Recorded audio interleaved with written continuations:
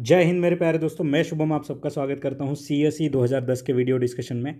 तो अभी हम लोग क्वेश्चन नंबर 62 से स्टार्ट करते हैं। तो फर्स्ट है, देखिए, sustainable development is describe as development that meet the need of present without compromising the ability of future generation to meet their own need. तो ये डेफिनेशन डायरेक्टली हमारे NCERT से उठाई गई है। In this perspective the concept of sustainable development is intertwined with which one of the following. तो जो हमारा कंसेप्ट है सस्टेनेबल डेवलपमेंट का, क्या ये सोशल जस्टिस एंड एम्पावरमेंट की बात कर रहा है, इंक्लूसिव ग्रोथ की बात कर रहा है, या फिर ग्लोबलाइजेशन की बात कर रहा है, या कैरिंग कैपेसिटी की बात कर रहा है। तो देखिए यहाँ पे वो भी कंसेप्चुअल क्वेश्चन आ चुका है पूरी तरीके से। तो देखिए दोस्तों, ये जो 62 है इसका आंसर ग्लोबलाइजेशन तो हो ही नहीं सकता।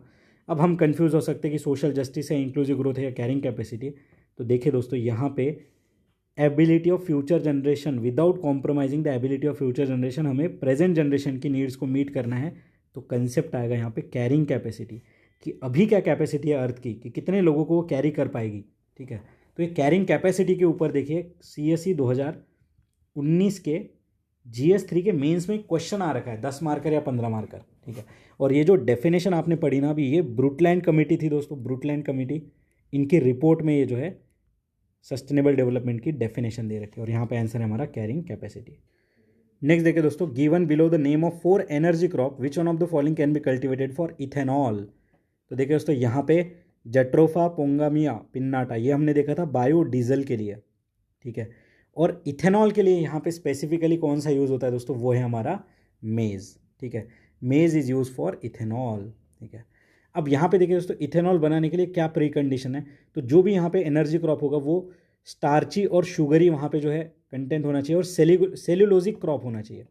ठीक है, तो एक सेल्यूलोजिक क्रॉप होना चाहिए, स्टार्च कंटेंट उसमें ज़्यादा होना चाहिए। तो स्टार्च कंटेंट ज़्यादा किस में दोस्तों, यहाँ पे आंसर है हमारा मेज़। ठीक है, तो इथेनॉल देखिए एक अल्कोहल भी बनता है मेज से, तो यहाँ पे आंसर है हमारा बी, आंसर है हमारा बी। बाकी सनफ्लावर में देखिए लो शुगर कंटेंट होता है, तो ये इथेनॉल के लिए यूज़ नहीं होता है। बाकी ये जो दोनों है ये हमारे बायोडीजल के लिए यूज़ होता है। It is not a good choice for हमारा इथेनॉल। ठीक है, नेक्स्ट आगे बढ़ते हैं। Protected area and well known for, बहुत ही अमेजिंग क्वेश्चन है। भितरकनिका मैनग्रोव ओडिशा, कितने बार क्वेश्चन आया है, और मैंने हर बार आपको बताया कि salt water crocodile. Desert national park, great Indian bustard. Eravikulam Kerala, hoolock gibbon नहीं। इराविकुलम केरला में है दोस्तों इंपॉर्टेंट नीलगिरी ताहर। ठीक है, नीलगिरी ताहर एक बकरी के जैसे दिखती है। और हुलॉक गिब्बन ये भाई साहब कहाँ है दोस्तों, ये गिब्बन वाइल्ड लाइफ सेंचुरी है, कहाँ पे, आसाम में। ठीक है, तो देखिए थर्ड में ही ट्रैप है यहाँ पे। तो आंसर क्या है हमारा, 1 and 2 is correct, 1 and 2 is correct. Next आगे बढ़ते हैं, अगला क्वेश्चन है, some of the plant species are insectivorous. Directly हमारा 10th क्लास का बायोलॉजी का क्वेश्चन आ गया है यहाँ पे। ठीक है, कि इंसेक्टिवरस क्यों होते हैं कुछ प्लांट। अब देखिए ये शंकर IAS में भी इसके बारे में डिटेल में हमें बता रखा है। अब इनके नाम देख लीजिए इंसेक्टिवरस प्लांट के, पीचर प्लांट है एक। ठीक है, पीचर प्लांट, फिर एक डायोनिया, फिर है यूट्रिकुलारिया, उसके बाद है ड्रॉसेरा, उसके बाद है ड्रॉसेरा। तो ये कुछ नाम है इंसेक्टिवरस प्लांट के। तो ये क्यों इंसेक्टिवरस होते हैं, तो shady and dark places does not allow them to undertake sufficient photosynthesis, नहीं, ऐसा कोई यहाँ पे जो है इसका रीज़न नहीं है। नेक्स्ट देखिए, they are adapted to grow in nitrogen deficit soil and depend on insect for sufficient nitrogenous nutrition. ये यहाँ पे सही है दोस्तों। इंसेक्टिवरस क्यों है, कीड़े क्यों खा रहे हैं वो प्लांट, क्योंकि उन्हें सफिशिएंट नाइट्रोजन और यहाँ पे जो डेफिसिट सॉइल है इसकी वजह से न्यूट्रिएंट नहीं मिल रहा है। They cannot synthesise their vitamin, नहीं।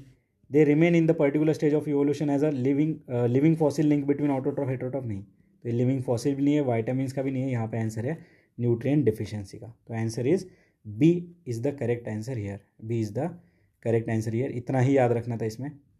नेक्स्ट देखिए दोस्तों, अगला क्वेश्चन हम देखते हैं, in the context of governance consider the following. इनमें क्या कह रहे हैं, which one of the following can be use to control the fiscal deficit. अब फिस्कल डेफिसिट कम करना है, यानी कि पैसा हमें कम खर्च करना है, कमाई हमारी बढ़ानी है। ठीक है, अब देखिए यहाँ पे क्वेश्चन नंबर, तो यहाँ पे देखिए दोस्तों, इनकरेजिंग FDI, क्या FDI बढ़ाने से हमारा फिस्कल डेफिसिट कम होगा, नहीं। FDI बढ़ाने से हमारा करंट अकाउंट डेफिसिट यहाँ पे कम हो सकता है। ठीक है, बट ये इसके लिए तो यूज़ नहीं होगा फिस्कल डेफिसिट के लिए। Privatization of higher education institution, अब देखिए दोस्तों बहुत सारी वेबसाइट पे इसे सही दिया गया है, बट ये सही नहीं है। Privatization of higher education institution के से क्या हमारा फिस्कल डेफिसिट कम हो जाएगा एट कॉस्ट ऑफ हमारा सोशल कैपिटल, तो क्या सही है, नहीं। फैक्चुअली देखा जाए तो सही है, बट एज पर यूपीएससी का ऑफिशियल की अगर हम देखेंगे, जो भी रेफरेंस यहाँ पे मैंने देखे, उस हिसाब से ये जो क्वेश्चन नंबर 67 है, ठीक है, इसका ये वाला ऑप्शन सही नहीं है दोस्तों। बहुत जगह पे आपको सही दिया होगा बट ये नहीं है सही। बाकी देखिए डाउन साइजिंग ऑफ ब्यूरोक्रेसी सही बात है, यहाँ पे ऑटोमेशन जितना हम लेके आएंगे उतना लेस सैलरी, ये सब चीज़ें होंगी। Selling and offloading shares of public sector undertaking सही बात है। डिसइन्वेस्टमेंट होगा तो हमारे पास पैसा आएगा, वो पैसा हम यूज़ करेंगे सोशल सेक्टर फंडिंग में।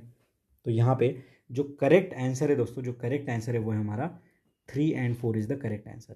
कहीं कहीं पे आपको 2, 3, 4 मिलेगा जो कि गलत है।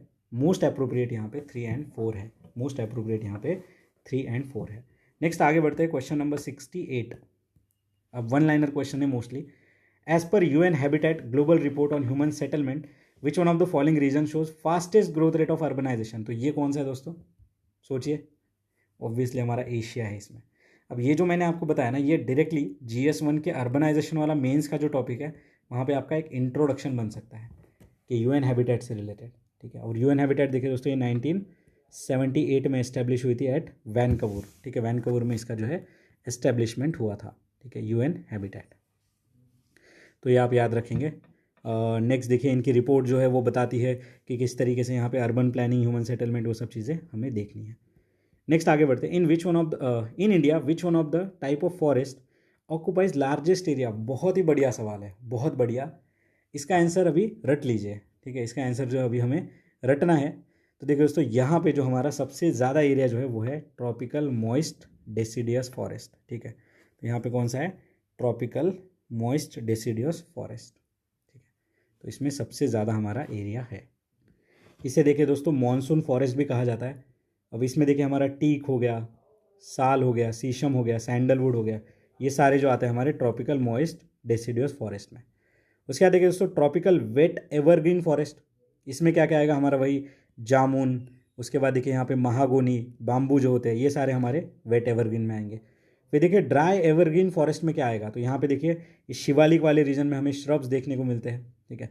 फिर देखिए माउंटेन वेट टेम्परेट रीजन में, और वो माउंटेन वाला, तो यहाँ पे देखिए ओक, चेस्टनट, ऐसे कुछ प्लांट्स हमें देखने को मिलते हैं, ठीक है। ये देखिए हमें तमिलनाडु वाले हिली रीजन में, आसाम, केरल, नागालैंड, जो वेस्टर्न घाट वाला रीजन है वहाँ पे, और जो हमारा हिमालयन रीजन है वहाँ पे हमें ये वेट टेम्परेट फॉरेस्ट देखने को मिल जाते हैं। तो इस तरीके से हमारा आंसर है सी, और बाकी सबका डिस्क्रिप्शन हमने यहाँ पे देखा है। नेक्स्ट आगे बढ़ते हैं। उसके बाद नेक्स्ट देखिए दोस्तों, inclusive growth as enunciated in the 11th 5-year plan does not include which one of the following, ठीक है। अब देखिए 5-year प्लान तो वैसे ही खत्म हो चुके हैं, बट अब देखिए जो 5-year प्लान की जो थीम थी 11th 5-year प्लान की, वो थी faster and more inclusive growth, ठीक है। अब इंक्लूसिव ग्रोथ में देखिए पॉवर्टी आ जाएगा, एम्प्लॉयमेंट आ जाएगा, जेंडर आ जाएगा, कैपिटल मार्केट नहीं आएगा। अगर आपको थीम पता होती तो इस तरीके से आंसर तक पहुंच सकते, ये मैं आपको इस क्वेश्चन से बताना चाहता था। सी इज़ द आंसर। वैसे क्वेश्चन अभी कोई रिलेवेंट है नहीं। आगे देखते हैं। नेक्स्ट अगला क्वेश्चन है, okay, Tamil Nadu is the leading producer of mill made cotton. चलो भाई, है लीडिंग प्रोड्यूसर, ठीक है। अब क्या रीज़न है इसके पीछे, क्या रीज़न है, तो सेकंड देखते हैं क्या कह रहा है कि rich pool of skilled labour, ठीक है। लेबर होगा इसीलिए यहाँ पे जो है मिल कॉटन जो है ये सब इस्टेब्लिश हुआ है। Black cotton soil is predominant. देखिए सॉइल वाला ट्रैप याद करिए, मास्टर वीडियो सेशन, सॉइल वाला ट्रैप हटाइए। यहाँ ब्लैक कॉटन सॉइल नहीं है दोस्तों, ये रेड सॉइल है, रेड सॉइल है। ब्लैक कॉटन सॉइल कौन सी है हमारी, ये महाराष्ट्र, गुजरात, तेलंगाना, MP वाले रीजन तक मिल जाती है, बट तमिलनाडु में नहीं, ठीक है। तो देखिए दोस्तों तमिलनाडु में रेड सॉइल हमारी जो है मेजॉरिटी के साथ हमें मिलती है। मेजॉरिटी क्या, मोस्ट ऑफ द एरिया में रेड सॉइल है, ठीक है। नेक्स्ट देखिए यहाँ पे बस इतना ही हमारे काम का था, ओके। और यहाँ पे देखिए और क्या है, देखिए लेबर है, अच्छा लैंड है रेड सॉइल वाला, ठीक है। फिर देखिए यहाँ पे रॉ मटेरियल हमें मिल जाता है, और इलेक्ट्रिसिटी चीप तरीके से मिलती है। ये हमारे NCERT में मेंशन है, पैकारा हाइड्रो इलेक्ट्रिक प्रोजेक्ट, ठीक है, पैकारा हाइडल प्रोजेक्ट, ठीक है। तो याद रखिएगा आंसर क्या है हमारा, 2 only is the correct. Next देखिए आगे बढ़ते, question number 73। On the planet earth the fresh water available for the use amount to about less than 1% of the total water found. देखिए क्या कह रहा है, प्लैनेट अर्थ के ऊपर। और नेक्स्ट देखिए, of the total fresh water found on the planet earth 95% of the found in polar ice cap, ठीक है। अब इसके लिए मैं एक इन्फोग्राफिक आपको दिखाना चाहता हूँ। तो देखिए दोस्तों यहाँ पे where is water's earth, earth's water, water's earth नहीं। देखिए टोटल ग्लोबल वाटर जो 100%, उसमें से देखिए ओशन में है 96.5%, अदर सलाइन वाटर है 0.9%, मतलब ये अराउंड 97% के करीब हो गया। और बचा देखिए यहाँ पे, फिर ये जो बचा हुआ 2.5% है, इसमें से देखिए ग्लेशियर एंड आइस कैप में कितना है, 68% के करीब है। फिर ग्राउंड वाटर में देखिए ये 2.5% का मैं बता रहा हूँ, ठीक है। ग्राउंड वाटर में 30% है, सरफेस एंड अदर वाटर में 1.2% है। फिर देखिए सरफेस वाटर में यहाँ पे, और यहाँ पे जो है डिस्क्रिप्शन बढ़ गया, देखिए एटमॉस्फेयर, ये सब चीज़ें। और ऐसा देखिए 2013 में भी हमने एनसीईआरटी वाला मैंने आपको बताया था किस तरीके से याद रखना है, ठीक है। अब ये क्वेश्चन में और थोड़ी चीज़ें देखने के बाद, तो ये देखिए दोस्तों रिसर्च गेट का एक रेफरेंस है, ठीक है। ओशंस में कितना है 96, आइस कैप में 1.74, देखिए ग्राउंड वाटर में 1.7 है, फ्रेश वाटर में इतना है, सलाइन में इतना है, सॉइल मॉइस्चर में इतना है, ये सारा डिस्क्रिप्शन है यहाँ पे। अब ये जो इतना मैंने महाभारत आपके सामने बताया, इसका जो रिलेवेंस है, सबसे पहले देखिए सेकंड स्टेटमेंट यहाँ पे गलत है। क्यों? क्योंकि टोटल फ्रेश वाटर का 95% आइस कैप में नहीं है, अराउंड 70% के करीब ही, 68-69% ही हमारे आइस कैप में है, ये तो गलत हो गया। फिर ये बचा ये वाला क्वेश्चन कि on planet earth the fresh water available for use amount is about less than 1% of the total water resource. अब देखिए टोटल वाटर रिसोर्स हमारा 100% है, उसमें से 96% के करीब हमारा सलाइन है, ठीक है। फिर हमने देखा कि 1.7% जो रिसर्च गेट वाला मैंने आपको बताया, उसमें से कुछ आइस एंड ग्राउंड वाटर में है, फिर 1.7% हमारे ग्राउंड वाटर में है, ठीक है। तो यहाँ पे less than 1% is use for available for use amount, ये गलत है दोस्तों। यहाँ पे 1% से ज़्यादा है, ठीक है। यहाँ पे 1% से ज़्यादा अमाउंट अवेलेबल है। अभी देखिए बहुत सारी साइट्स जो है, जहाँ अगर आप सर्च करोगे तो आपको दिखेगा कि अच्छा ये स्टेटमेंट सही है, नहीं, इट इज़ नॉट करेक्ट, ठीक है। यहाँ पे ऑफिशियल की का रेफरेंस भी मैं आपको दे सकता हूँ, प्लस जितना मैंने अभी आपको एक्सप्लेन किया उस हिसाब से अगर हम देखेंगे तो अवेलेबल अमाउंट जो यूज़ वाटर के लिए है वो लेस दैन 1% यहाँ पे नहीं है दोस्तों, ठीक है। ये लेस दैन 1% यहाँ पे नहीं है। तो जो क्वेश्चन नंबर हमारा 73 है, इसका आंसर आएगा D, neither 1 and 2 is correct, neither 1 and 2 is correct, ठीक है। नेक्स्ट देखिए आगे बढ़ते हैं, अगला क्वेश्चन हम देखते हैं।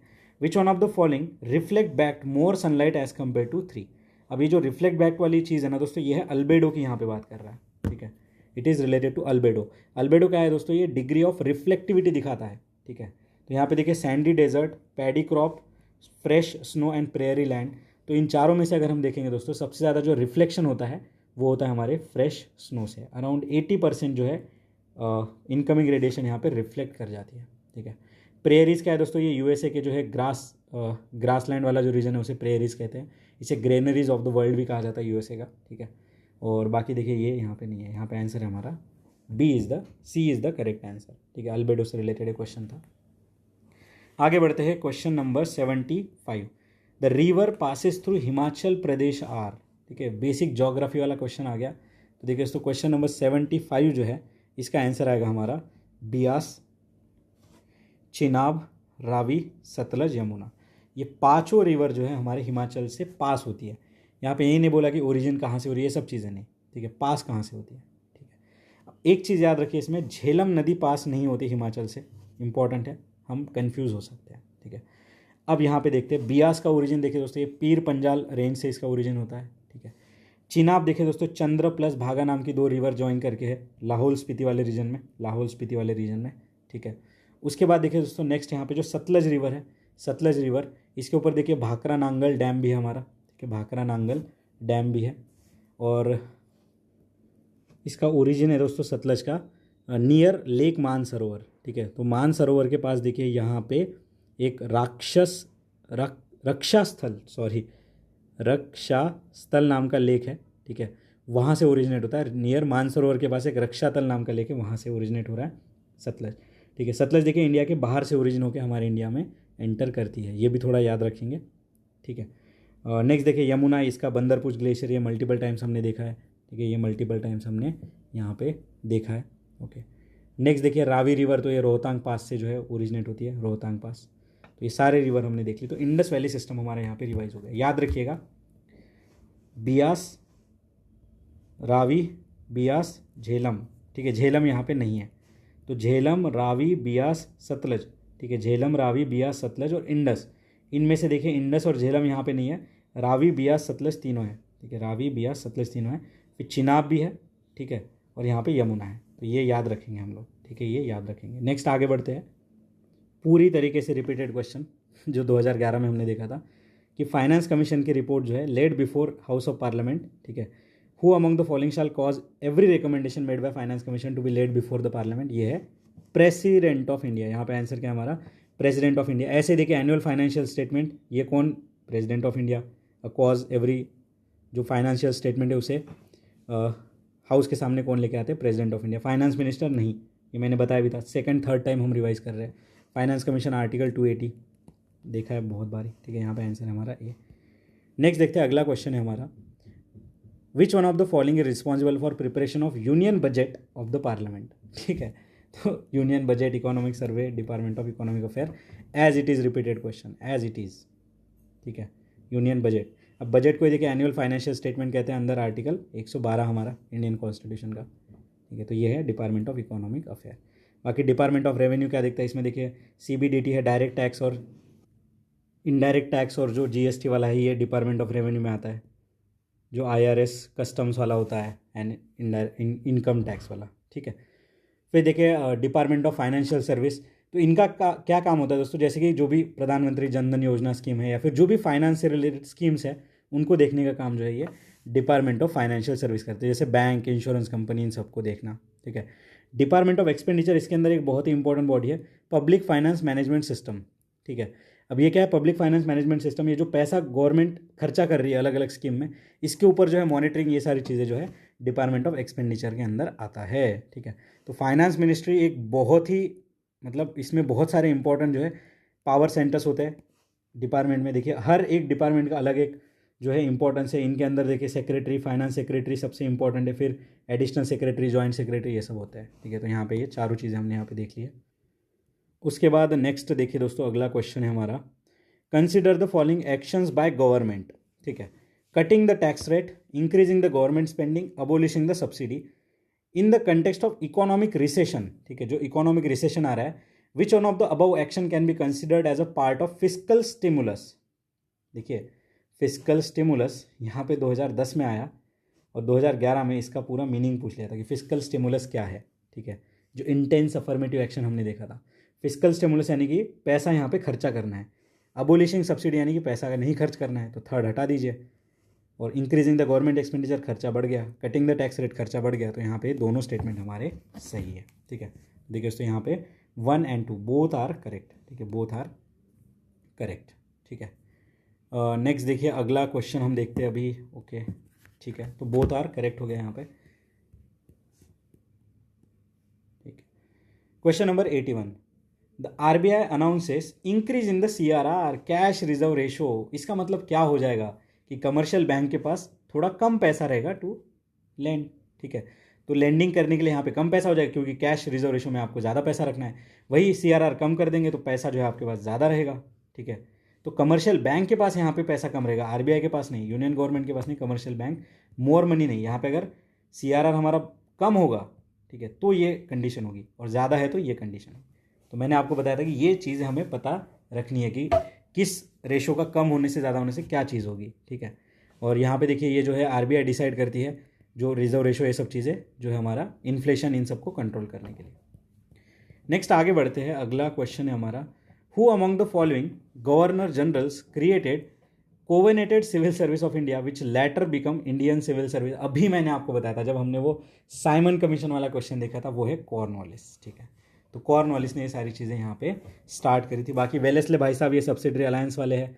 विलियम बेंटिक के टाइम पे देखिए मैक्यूलेज माइन्यूट आया था, इंग्लिश एजुकेशन से रिलेटेड मैक्यूले माइन्यूट, ठीक है। तो ये सारी चीज़ें देखिए हमें यहाँ पे पता होनी चाहिए, ठीक है। ये इंपॉर्टेंट गवर्नर जनरल्स है, ठीक है, इंपॉर्टेंट गवर्नर जनरल्स है।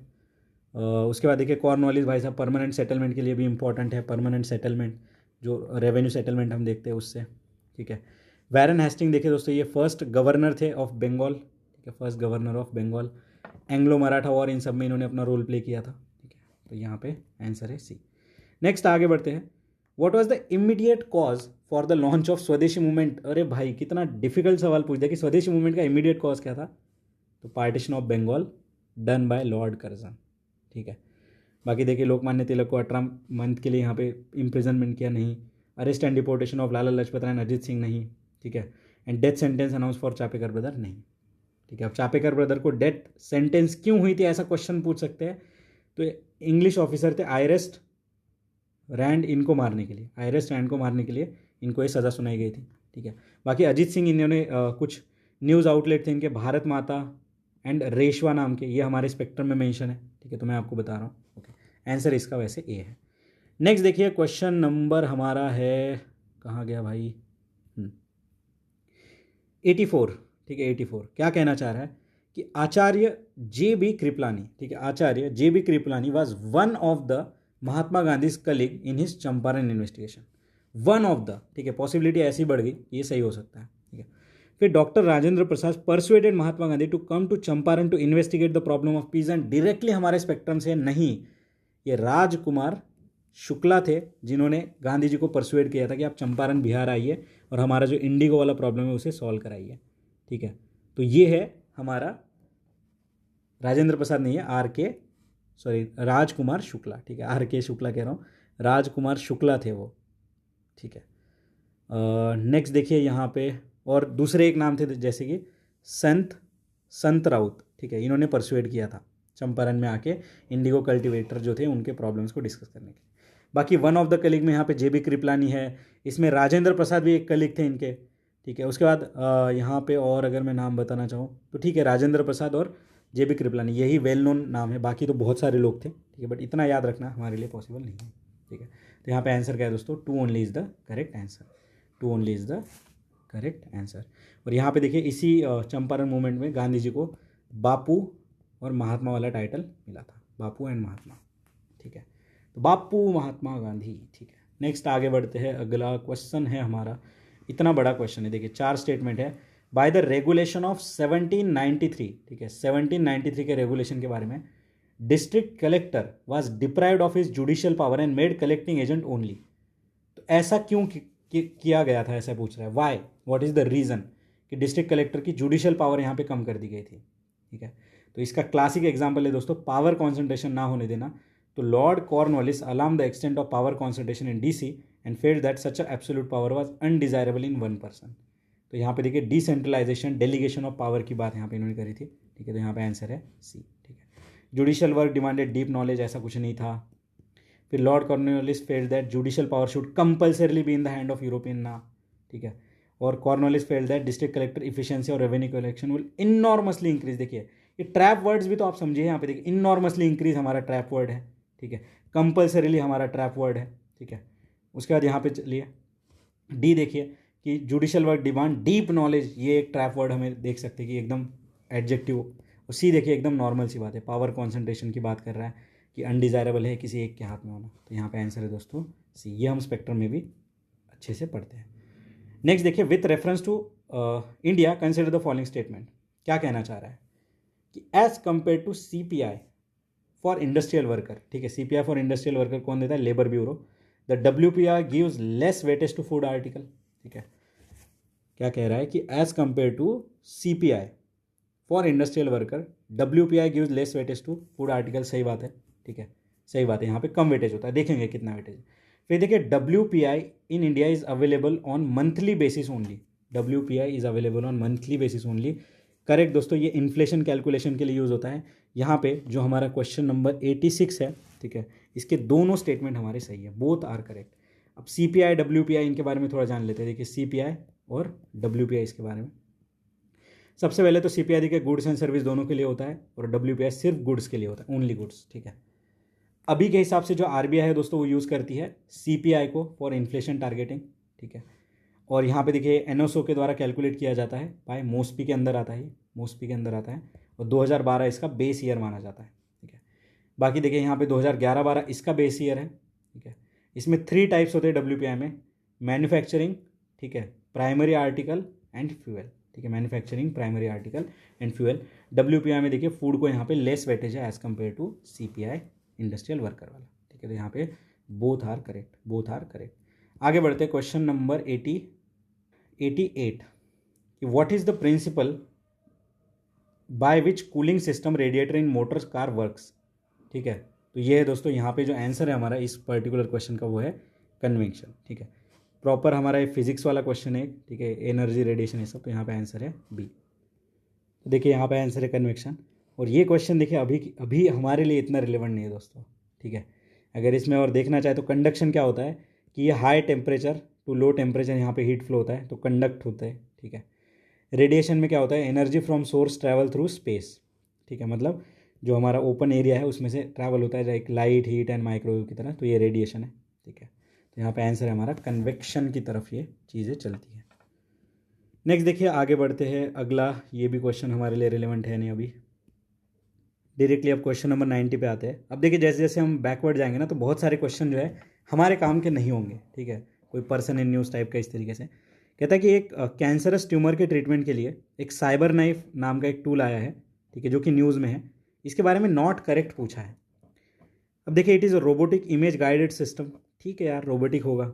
It deliver extremely precise dose of radiation, देखिए एक्सट्रीमली वर्ड है इसलिए गलत मत मानिए, साइंस एंड टेक्नोलॉजी की बात चल रही है और जहाँ पे जितना ज़्यादा प्रेसिजन होगा, और ये भी कैंसर के ट्रीटमेंट की बात हो रही है, तो समझिए इस चीज़ को, तो जितना प्रिसाइज होगा ना उतना अच्छा होगा। नैनो टेक्नोलॉजी में अगर मैं बोलूँ कि nano technology helps in extreme precise application of medicine, सही बात है, ठीक है। फिर it has capability of achieving सब मिलीमीटर एक्यूरेसी, अब इतना प्रिसाइज है तो सब मिलीमीटर एक्यूरेसी होगी, मतलब बी एंड सी साथ में जाएंगे। और it can map the spread of tumour in the body, ये गलत है दोस्तों, ये कोई मैपिंग नहीं कर सकता, कि ये इमेज दे सकता है आपको ट्यूमर की, बट मैपिंग यहाँ पे नहीं हो सकती है। तो ये चीज़ आप यहाँ पे समझेंगे साइबर नाइफ ट्रीटमेंट से रिलेटेड, ठीक है। ये एक रोबोटिक गाइडेड सिस्टम है, ठीक है। इसमें देखिए मिनिमल एक्सपोजर होता है रेडिएशन से, ये सारी चीज़ें, यहाँ पे D is the correct answer. उसके बाद नेक्स्ट देखिए दोस्तों question number 91, when you travel in one of the easiest question कि रेड सॉइल जो है रेड क्यों है, एक्यूमुलेशन ऑफ फेरिक ऑक्साइड, कि डायरेक्टली एनसीईआरटी का क्वेश्चन है, ठीक है। रेड सॉइल लेके हमें तमिलनाडु वाले रीजन में, मैंने आपको सॉइल मैप भी बताया था, ठीक है, एक क्वेश्चन में जहाँ पे हमने देखा था एनसीईआरटी से, ठीक है। तो ये फेरिक ऑक्साइड की वजह से जो है हमारा यहाँ पे रेड सॉइल दिखता है, ठीक है, इतना ही काम का है। नेक्स्ट अगला क्वेश्चन देखते हैं, which one of the following is the appropriate reason for considering Gondwana rock as the most important rock system of the India, ठीक है। क्यों हम गोंडवाना रॉक सिस्टम को मोस्ट इंपॉर्टेंट रॉक सिस्टम यहाँ पे समझते हैं, तो देखिए दोस्तों यहाँ पे गोंडवाना में हमें कोल देखने को मिलता है। ऐसा डायरेक्ट क्वेश्चन हमने कब देखा था, 2016 या 15 के प्री में, जहाँ पे गोंडवाना रॉक, धारवाड़ सिस्टम, इसके बारे में हमने देखा था। तो ये मोर देन 90% ऑफ इंडिया का कोल रिजर्व जो है यहाँ पे मिलता है, इसलिए ये ज़रूरी है हमारे लिए, इंपॉर्टेंट रॉक सिस्टम है, ठीक है। लाइमस्टोन रिजर्व देखिए दोस्तों, ये ओडिशा, छत्तीसगढ़, कर्नाटक, आंध्र प्रदेश में मिलता है, ठीक है। बाकी देखिए फेरिक ब्लैक कॉटन सॉइल नहीं, ये नहीं, यहाँ पे आंसर है हमारा बी, ठीक है। 92 का आंसर क्या है, बी। नेक्स्ट देखते हैं आगे 93, विच वन ऑफ द फॉलोइंग, उसके बाद नेक्स्ट देखिए दोस्तों मैपिंग वाला क्वेश्चन है, which one of the following can one come across if one travels through straight of Malacca. कल ही हमने जो डिस्कशन किया उसमें बताया था मैंने आपको 2011 का इस्तुमस ऑफ क्रा हमने देखा था, मलाक्का देखा था हमने, स्टेट ऑफ मलाक्का। तो कौन सा यहाँ पे came across if one travels through state of Malacca, ठीक है। तो देखिए दोस्तों यहाँ पे अगर हम स्टेट ऑफ मलाक्का से जाएंगे तो इस तरीके से देखिए रीजन है, ठीक है, और ये ऐसे दो हमारे आइलैंड्स और ये है स्टेट ऑफ मलाक्का, ठीक है। तो यहाँ पे है दोस्तों हमारा सिंगापुर सिचुएटेड, ठीक है। तो स्टेट ऑफ मलाक्का जो है दोस्तों ये अंडमान सी को कनेक्ट करता है हमारे साउथ चाइना सी, ठीक है, ईस्टर्न एशिया वाले जो रीजन है उसको कनेक्ट करता है। तो स्टेट ऑफ मलाक्का से अगर हम जाएंगे तो यहाँ पे हमारा आंसर क्या आएगा दोस्तों, सिंगापुर इज क्लोजर। तो यहाँ पे आंसर है दोस्तों डी, सिंगापुर। नेक्स्ट देखिए with reference to river Luni, Luni river से रिलेटेड है, करेक्ट स्टेटमेंट पूछा है। It flows into gulf of Khambhat, it flows into gulf of Kutch, it flows into Pakistan and merge with the tributary of Indus and it lost in the marshy land of Rann of Kutch. तो देखिए दोस्तों river Luni जो है ये run of Kutch में यहाँ पे lost हो जाती है, ये कहीं गल्फ ऑफ खंबात में नहीं जाती, कच्छ में नहीं जाती और किसी की ट्रिब्यूटरी भी नहीं है, ठीक है। और रिवर लूनी देखिए दोस्तों ये अरावली से ओरिजिनेट होती है, इसकी पुष्कर के पास, ठीक है, पुष्कर जो है राजस्थान में, वहाँ से अरावली से ओरिजिनेट होती है और रन ऑफ कच्छ में ये गुम हो जाती है, ठीक है। नेक्स्ट आगे बढ़ते हैं, अगला क्वेश्चन है हमारा क्वेश्चन नंबर, कहाँ गया भाई, हाँ 95, ठीक है, क्वेश्चन नंबर 95। नेक्स्ट देखिए दोस्तों नॉट करेक्टली मैच यहाँ पे पूछा है, डैम्स, लेक एंड रिवर। देखिए गोविंद सागर Sutlej, Kolleru lake Krishna, Ukai reservoir Tapi, Wular lake Jhelum. देखिए वुलर कोलेरू याद आया कुछ 2023 वाला पेपर। तो देखिए दोस्तों कोलेरू में ये डायरेक्टली में नहीं है, ठीक है। कृष्णा और गोदावरी के बीच में हमारा कोलेरू लेक है जो कि एक फ्रेश वाटर लेक है, ठीक है। कोलेरू लेक 2014 के प्रीलिम्स में भी आया है, 2023 वाले में भी आया है। गोविंद सागर देखिए दोस्तों, ये वर्ल्ड का लार्जेस्ट ग्रेविटी डैम है जो कि सतलज रिवर के ऊपर सिचुएटेड है। सतलज के ऊपर हमने अभी भाखरा नांगल डैम भी देखा था। उकाई रिजर्वायर देखिए दोस्तों, तापी के ऊपर सिचुएटेड है, इसे वल्लभ सागर भी कहते हैं। एंड वुलर लेक, ये हमारा एक टेक्टोनिक ओरिजिन वाला है, ठीक है, फ्रेश वाटर है और ये झेलम पे सिचुएटेड है। Answer is B. नेक्स्ट आगे बढ़ते हैं, अगला क्वेश्चन देखते हैं हम लोग। The geographical region has a following distinct characteristic, ठीक है। अब ये कौन सा एरिया है ऐसा पूछ रहा है। Evergreen oak trees, wild and wet, mild wild नहीं, wet winter and warm and dry climate. जैसे ही आपने देखा वेट विंटर, आपका आंसर क्या होना चाहिए, मेडिटेरियन। मैंने वो एक ही क्वेश्चन आपको कराया था जहाँ पे इक्वेटोरियल, सवाना, ठीक है, मेडिटेरियन और मॉनसून, इन सब के कैरेक्टर बताए थे और मैंने कहा था कि यहाँ से 4 क्वेश्चन हमें देखने को मिलेंगे। तो देखिए उससे मेडिटेरियन के ये कैरेक्टर है, ठीक है।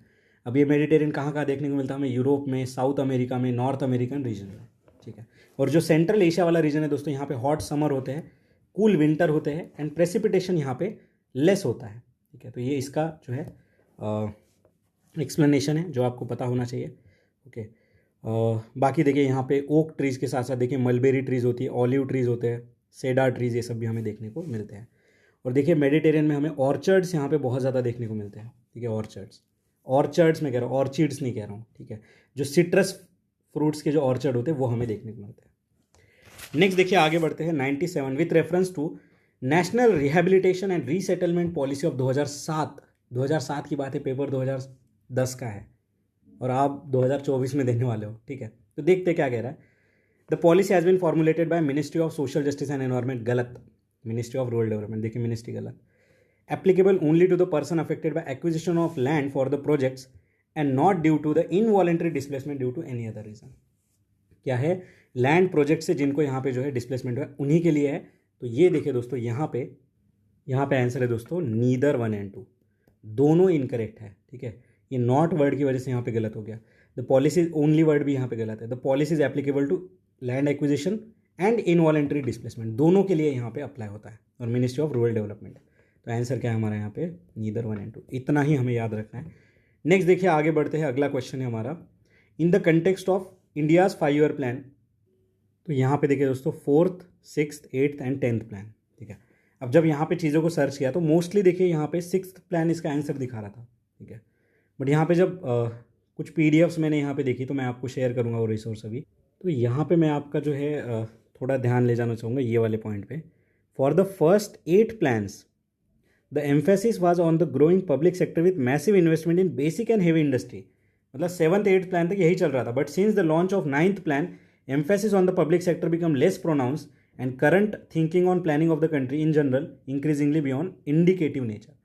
तो 8th प्लान तक तो यहाँ पे देखिए जो हमारा हेवी इंडस्ट्री है इसका ही बोलबाला था।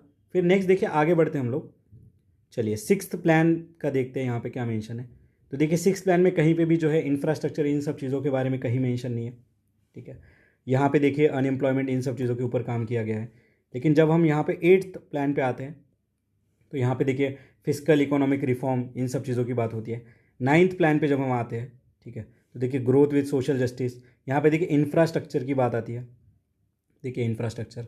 तो इस हिसाब से जो मैंने यहाँ पे चीज़ों को रियलाइज़ किया है, 6th प्लान इसका आंसर नहीं होना चाहिए। आपको एक्सप्लेनेशन मिल जाएगा विकीपीडिया के ऊपर कि 6th प्लान इसका आंसर है, बट नहीं, यहाँ पे जो ऑफिशियल की का रेफरेंस और जो चीज़ें मैंने सर्च करी है तो 8th प्लान तक तो यही चीज़ थी। और यहाँ पे देखिए शिफ्ट इन द पैटर्न, तो शिफ्ट इन पैटर्न यहाँ पे 8th 5 ईयर प्लान से हुआ था दोस्तों। 9th यहाँ पे ऑप्शन में है नहीं, तो हमें 8th पे ही जाना पड़ेगा। तो क्वेश्चन नंबर 98 का आंसर है सी, 8th प्लान, ठीक है। ये मोस्ट ट्रस्टेड मैं आंसर बता रहा हूँ। इसमें अगर कोई भी और आगे चल के कोई इंपॉर्टेंट फैक्ट या फिर चीज़ हमें मिलती है तो मैं यहाँ पे एक करेक्शन वीडियो बता के आपको जो है आगे की गाइडलाइंस दे दूंगा कि हाँ ये करेक्शन था। बट अभी के हिसाब से यहाँ पे 98 जो है क्वेश्चन नंबर, इसका आंसर है सी। नेक्स्ट देखिए ये भी एक बहुत पुराना स्कीम है, देखिए स्वधार और स्वयं सिद्धा, ठीक है, स्वधार और स्वयं सिद्धा नाम की स्कीम है, ठीक है। देखिए इतने बड़े बड़े इसमें स्टेटमेंट्स हैं, क्या कह रहा है, पढ़ते हैं। Swayam Siddha is implemented through local self government और वॉलेंट्री इंस्टीट्यूशन रेप्यूटेड, ठीक है, reputed, whereas Swadhar is implemented through ICDS unit setup in the state, ठीक है। ये गलत है दोस्तों, इसका सही मैं बताऊंगा आपको, ठीक है। नेक्स्ट देखिए Swayam Siddha is meant for difficult circumstances such as woman survivor of natural disaster, terrorism, woman prisoner release from jails, ठीक है। And Swadhar is meant for holistic empowerment of woman through self help group. अब समझिए, अगर आपको कुछ पता ही नहीं है इसके बारे में, देखिए स्वयं सिद्धा मतलब खुद को सिद्ध करना है, और स्व आधार मतलब खुद को आधार की ज़रूरत है, मतलब कोई यहाँ पे बहुत ज़्यादा डेस्टिट्यूट है, ठीक है, वल्नरेबल है, उसे आधार की ज़रूरत है। और स्वयं सिद्धा कोई खुद को सिद्ध कर रहा है। तो यहाँ पे देखिए दो चीज़ें हैं एक ही स्टेटमेंट में, तो ये हो गई है स्वयं। मैं हमेशा कहता हूँ कि यही रूल वर्क करते हैं। देखिए जहाँ पे स्वयं सिद्धा लिखा है वहाँ पे स्वधार लिख दीजिए, और जहाँ पे स्वधार लिखा है वहाँ पे स्वयं सिद्धा लिख दीजिए, स्टेटमेंट सही हो जाएगा। क्योंकि स्वयं सिद्धा में ये चीज़ है कि हॉलिस्टिक एम्पावरमेंट होगा सेल्फ हेल्प ग्रुप से, ठीक है। फिर जैसे हमने ये पकड़ा, यहाँ क्या कह रहा है कि स्वयं Siddha is through local self government. क्यों भाई, सेल्फ हेल्प ग्रुप यहाँ पे है तो लोकल सेल्फ गवर्नमेंट क्यों आएगा। और रेप्यूटेड वॉलंटरी ऑर्गेनाइजेशन क्या होता है, रेप्यूटेड क्या होता है, रेप्यूटेशन कौन डिसाइड कर रहा है, ठीक है। तो यहाँ पे देखिए दोस्तों, जो स्वयं सिद्धा है ये ministry of women and child development के अंदर है, ठीक है। और जो हमारा यहाँ पे स्वधार स्कीम है ये भी ministry of women and child development का, ये विक्टिम्स के लिए है। यहाँ पे पंचायत राज हो गया, एमएनसीज हो गई, म्यूनसिपैलिटीज़, ठीक है, एनजीओज जो हो गई, civil society, central and state government, सारे साथ मिलकर काम करते हैं। तो यहाँ पे इस हिसाब से हमारे दोनों स्टेटमेंट गलत है। और यहाँ पे जो स्वैप वाला रूल मुझे आपको बताना था वो आप यहाँ पे समझ जाइए, ठीक है। तो यहाँ पे आंसर है D, neither 1 and 2 is correct. Next आगे बढ़ते हैं question 100। With reference to United Nation convention on rights of a child, ठीक है, which one of the following are the rights of child. देखिए United Nation convention on rights of the child, development, expression, recreation, सोचना ही नहीं है, सोचना ही नहीं है, डायरेक्ट 1 2 3 मार्क करना है, ठीक है। तो देखिए दोस्तों, ये जो यूनाइटेड नेशन कन्वेंशन है, ठीक है, इसके बारे में हम अभी देख रहे हैं।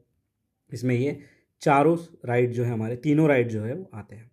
ये एक बेसिक राइट जो है सिविल, इकोनॉमिकल, सोशल, इन सब के बारे में बात करता है, ठीक है। और ये देखिए एक्सेप्ट किया गया है यूनाइटेड नेशन के सारे कंट्रीज़ के द्वारा, एक्सेप्ट यूएसए, ठीक है, एक्सेप्ट यूएसए, ओके। नेक्स्ट देखिए यहाँ पे जो चिल्ड्रन की डेफिनेशन है वो है below 18 years they are childrens, ठीक है, दे आर चिल्ड्रन। और ये जो एग्रीमेंट है दोस्तों ये लीगली बाइंडिंग है, तो ये चीज़ें आप यहाँ पे मेंशन करके रखिएगा। नेक्स्ट आगे बढ़ते हैं, अगला क्वेश्चन अगले वीडियो में देखते हैं, ठीक है। तब तक के लिए पढ़ते रहिए, मुस्कुराते रहिए, मिलते हैं ब्रेक के बाद। धन्यवाद।